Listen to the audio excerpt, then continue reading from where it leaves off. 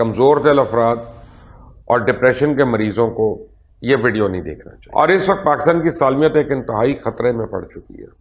خاکم بادہن وہ دن دور نہیں جب عالمی ادارے ہمارے ایٹمی اثاثوں کا سودا کرنے کا جال پھینکیں گے، یا سری لنکا کی طرح ہمیں اپنی کوئی قیمتی بندرگاہ جو ہے وہ گروی رکھنی پڑ جائے گی، اور ہمارے آگے کنواں اور پیچھے کھائی. اللہ نہ کرے. آپ لوگوں کو لعنت ہے اللہ کی کہ آپ کو ایسے حکمران ملتے ہیں. سب کچھ بیچ دیا، آپ کے ملک میں کچھ باقی نہیں رہا، یا تو بیچ دیا یا پھر اس کو گروی رکھ دیا. ہے کہ پاکستان قرضوں، کمائی اور اخراجات کے ایسے گھن چکر میں پھنس چکا ہے کہ اسے باہر نکلنے کا راستہ نہیں مل رہا. یہاں تک کہ حکومت چلانے کے لیے بھی یہ پیسہ عوام کا خون چوس کر ٹیکسوں کی صورت میں پورا کرنا پڑتا ہے.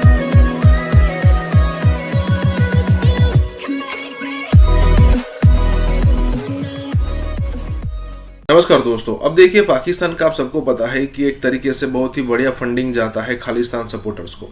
اب دیکھنے والی بات یہ ہے کہ خود جو ہے وہ بھیک مانگ کر پیسہ لاتے ہیں، باہر سے کٹورا لے کر جاتے ہیں. اب دیکھیں انڈیا کے اندر کیا ہوتا ہے کہ جو سینسیکس کا جو یا پھر کہے کہ جو مارکیٹ ہے اچھال اسی لیے آتا ہے کہ بھئی کوئی نہ کوئی اچھی نیوز ہوتی ہے، بڑی نیوز آتی ہے. انڈیا کا کسی کنٹری کے ساتھ ٹریڈ بڑھ گیا، یا پھر کہے کہ کسی پروڈکٹ میں اس کی بکری بھی زیادہ ہو گئی، یا پھر کہے کہ اس کی ڈیمانڈ زیادہ ہونے لگی تو اچھال ہو گیا. پاکستان میں کہیں سے 1-2 بلین 2-4 بلین کی اگر ادھار مل جاتا ہے نا تو شیئر مارکیٹ ان کا اوپر آ جاتا ہے. کہنے کا مطلب یہ ہے کہ یہ ساری چیزیں چل رہی ہے ادھار کے پیسوں سے، پورا کا پورا پاکستان چل رہا ہے، اور پھر بھی کیا ہے اس میں سے اچھا خاصا فنڈنگ جاتا ہے خالصتان سپورٹس کو سپورٹ کرنے کے لیے. اب 1971 کے اندر جو انڈیا نے پاکستان کے 2 ٹکڑے کیے نا، وہ آج بھی 50 سال سے اوپر ہو گئے، لیکن پھر بھی پاکستان بھولنے کو تیار نہیں ہے، اور ان کو لگتا ہے کہ ہم بھی انڈیا کو ایسا ایک زخم دیں گے جیسا ہمیں ملا ہے، لیکن ایسا اب تک ہوتا نہیں دکھ رہا. اسی کے ساتھ یہ ویڈیو شروع کرتے ہیں. آپ لوگوں سے ریکویسٹ کروں گا کہ کمزور دل افراد اور ڈپریشن کے مریضوں کو یہ ویڈیو نہیں دیکھنا چاہیے، کیونکہ آج کی ویڈیو میں میں آپ کو ہوشربا معلومات فراہم کروں گا جس سے یہ ثابت ہوتا ہے کیسے پاکستان کے فیصلہ ساز پاکستان کے ڈیتھ وارنٹس پہ دستخط کر چکے ہیں اپیرنٹلی، اور پاکستان ایک ایسی مصیبت میں پھنس چکا ہے جس سے نکلنا موجودہ دور تو دور کی بات ہے، اگلے کئی اشروں میں بھی پتہ نہیں کیسے ہم نکل پائیں گے.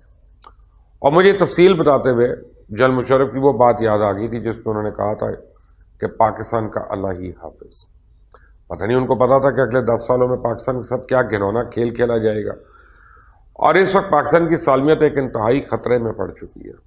خاکم بادہن وہ دن دور نہیں جب عالمی ادارے ہمارے ایٹمی اثاثوں کا سودا کرنے کا جال پھینکیں گے، یا سری لنکا کی طرح ہمیں اپنی کوئی قیمتی بندرگاہ جو ہے وہ گروی رکھنی پڑ جائے گی، اور ہمارے آگے کنواں اور پیچھے کھائی. اللہ نہ کرے ہمیں وہ دن دیکھنا پڑے، اور اللہ تعالیٰ پاکستان کا حامی و ناصر ہو. پتہ نہیں یہ پاکستانی قوم کی بدقسمتی ہے کہ پاکستان قرضوں، کمائی اور اخراجات کے ایسے گھن چکر میں پھنس چکا ہے کہ اسے باہر نکلنے کا راستہ نہیں مل رہا. معیشت ٹھیک ہے تو سب ٹھیک ہے، اور معیشت خراب ہے تو سب خراب ہے.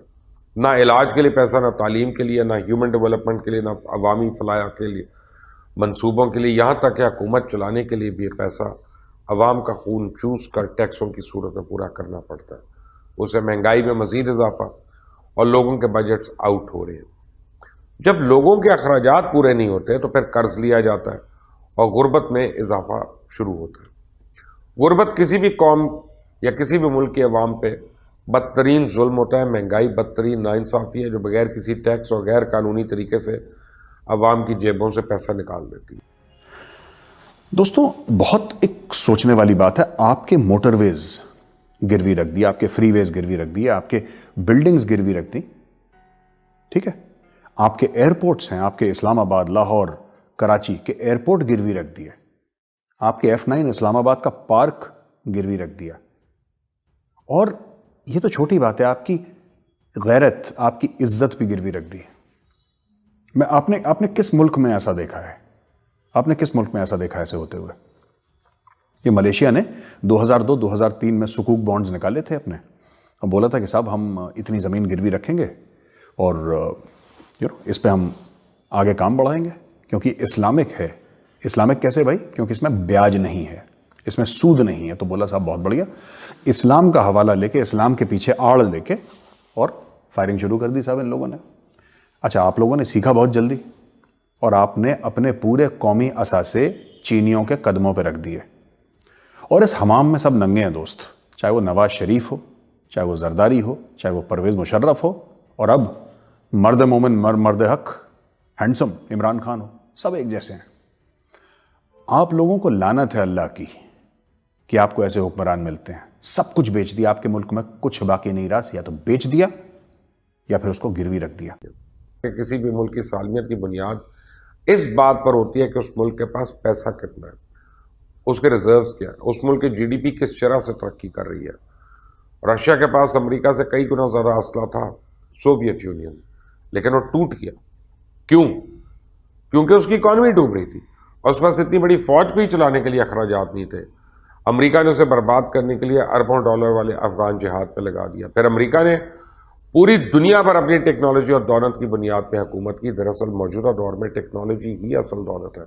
इस वक्त पाकिस्तान पे 45,000 अरब रुपए के कर्जे हैं, जिसमें 112 अरब डॉलर बैरूनी कर्जे हैं। पाकिस्तान इन कर्जों की मद में सालाना 3,000 अरब का सूद दे रहा है और 2020 के बजट में तकरीबन 2,946 अरब रुपए कर्जों की सूद के सूरत में रखा गया, जो अफवाज पाकिस्तान के बजट से 3 गुना ज़्यादा। पाकिस्तान जिस भंवर में गिर चुका है, इसके कर्जों में मुसलसल इजाफा होता जा रहा है। क्यों? क्योंकि जब आपने कर्जों का सूद भी कर्ज लेकर देना है तो फिर असल रकम के साथ कर्ज मजीद नहीं बढ़ेगा तो और क्या होगा। अब पाकिस्तान की बदकिस्मती है कि पाकिस्तान ने अरबों डॉलर कर्ज लिया। इस कर्ज को कैसे मुल्क की तरक्की के लिए इस्तेमाल करना है, उस पर फोकस नहीं किया। वक्ती फ़ायदे, मफादात, इलेक्शन, ऐसे प्रोजेक्ट्स बनाए जिससे ना तो आवाम को फ़ायदा हुआ और ना ही मुल्की मईशत को। उल्टा पाकिस्तान एक ऐसे घनचक्कर में फंस चुका है जिससे निकलना मुश्किल नजर आ रहा है। हम वो वाहिद कौम हैं जो वक्त और जरूरत के तहत अमीर और गरीब बनने का फन बखूबी जानते हैं। एक ही वक्त में हम गरीब और मुस्तहिक इतने हैं कि अफगानिस्तान और ईदी से भी इमदाद लेने से हरगिज नहीं हिचकिचाते। कोरोना जैसी मूजी बीमारी की वैक्सीन तक चीन से खैरात में ले लेते हैं और फिर सीना ठोक कर टेलीविजन पर कौम को बराहे रास्त टीके लगाने की बाकायदा तशहीर की जाती है और इसे कमाल ढिठाई से वजीर आजम के कमाल विजन से मंसूब भी कर दिया जाता है। गरीब इतने हैं कि इस्लामाबाद के चंद सरकारी स्कूल्स की बसों के लिए 30 करोड़ रुपए सालाना हुकूमत वक्त को गिरा गुजरते हैं और खाली खजाने का रोना रोते हुए फंड्स जारी करने से इनकार कर देते हैं। इमरान खान की हुकूमत की तरफ से इस्लामाबाद का F9 पार्क गिरवी रखने पे अवाम में बड़ा गुस्सा देखा गया, लेकिन फिर इमरान खान ने उसको रिजेक्ट कर दिया और उस बात सोचा कि इस्लामाबाद क्लब को हम गिरवी रखते हैं। लेकिन ये सिलसिला 2006 से शुरू हो चुका था। उस वक्त पाकिस्तान के कई highways, motorways, airports, PTV, radio station building, कई चीज़ें गिरवी हैं। 2006 में शौकत अजीज़ की हुकूमत ने M1, M4, IMDC और ओकरा बाईपास को गिरवी रखा। इसके बाद इसहाक डार ने 2014 में $1 बिलियन के एवज Hafizabad Lahore section of the motorway, जबकि 49 अरब के बदले फैसलाबाद पिंडी Bhatia section of the motorway 2013 से 2016 के दरमियान कराची जुना इंटरनेशनल एयरपोर्ट 492 अरब के एवज गिरवी रखा गया। फिर PTV की रेडियो पाकिस्तान के असासे भी उसी दौरान गिरवी रखे गए और 1000 अरब रुपए अपने दौरे हुकूमत के आखिरी साल में इलेक्शन के पेश नज़र डेवलपमेंट पे खर्च किए गए। अब 1947 से लेकर 2014 तक पाकिस्तान का कर्जा 7,000 अरब रुपए था। 30,000 अरब रुपया पीपल्स पार्टी और नून लीग ने अपने 10 साल में कर्ज लिया और तहरीक इंसाफ की हुकूमत 15,000 अरब अभी तक कर्जा ले चुकी है। क्या कोई है जो हमें बताए कि अगर पाकिस्तान को चाइना ने भी कर्ज देने से मना कर दिया तो फिर पाकिस्तान किस दर पर ठोकर खाएगा, किससे अपनी सालमियत का सौदा करेगा? क्या कोई है जो बताए कि गुज़श्ता 12 सालों में कर्ज वापस करने वाले के लिए लिया जाने वाला कर्जा बुलेट ट्रेन की रफ्तार से क्यों भाग रहा है? क्या कोई है जिसके पास पाकिस्तान की कौम के दुखों का मदावा हो? वरना इन हालात में तो मुझे आगे अंधेरा ही अंधेरा नजर आ रहा है, क्योंकि मैं ये बात 10 साल पहले कह चुका हूँ कि पाकिस्तान के दुश्मन पाकिस्तान पर इस हद तक कर्जे चढ़ा देंगे कि पाकिस्तान के पास गिरवी रखने के लिए कुछ नहीं बचेगा और फिर पाकिस्तान की सालमियत और पाकिस्तान के एटमी असासों का सौदा करने पर बात आएगी।